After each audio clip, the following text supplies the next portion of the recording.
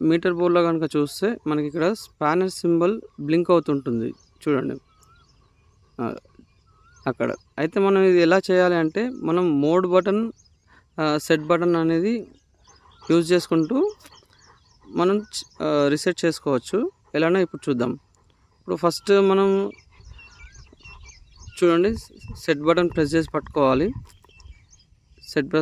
Set button press చేసి పట్టుకున్న తర్వాత మనకి ఇక్కడ 0 కిలోమీటర్ అని ఉంది కదా, ఆ 0 కిలోమీటర్ అనేది బ్లింక్ అవుతుంది అనమాట.